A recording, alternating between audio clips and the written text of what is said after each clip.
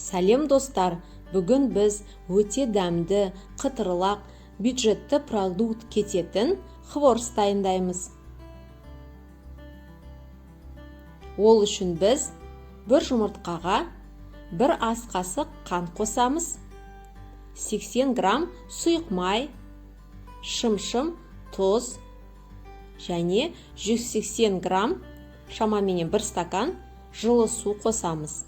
Араластырып аламыз.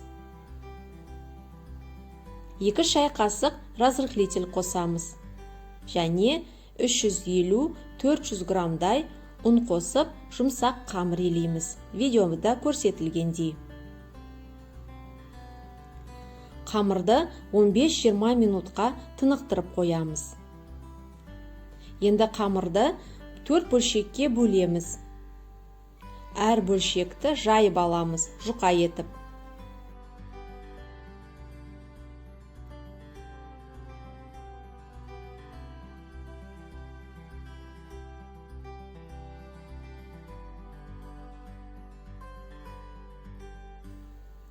Жайылған қамырларымыздың барлығын кептіреміз.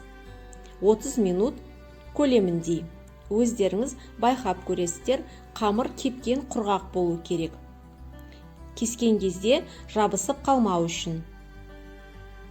Сол арада хворстың сиропын дайындаймыз.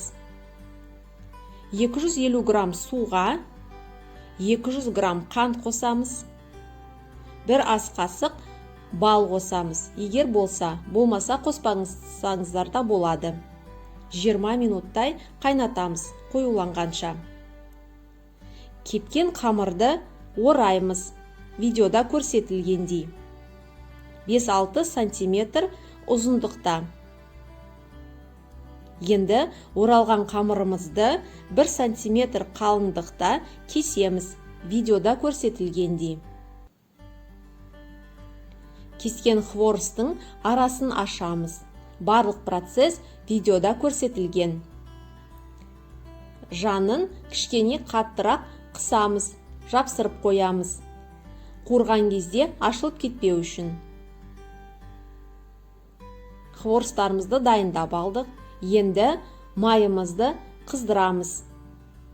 Хворстарды қуырып аламыз қызарғанша.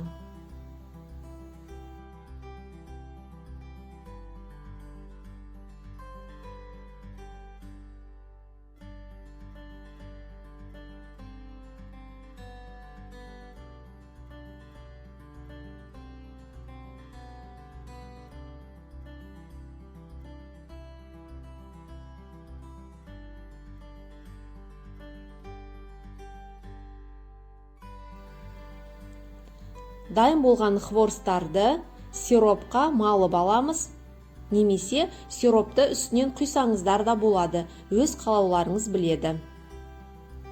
Видеода көрсетілгендей. Хворстар дайын, үстіне ұнтақталған жаңғақ немесе кокос ұнтағын сеуіп әрлесек болады. Өте дәмді хворстар дайын. Міндетті түрде жасап көріңіздер. Отбасыларыңызға, қонақтарыңызға ұнайды деген ойдамын. Назарларыңызға рахмет. Каналға жазылып, лайк басуды ұмытпаймыз.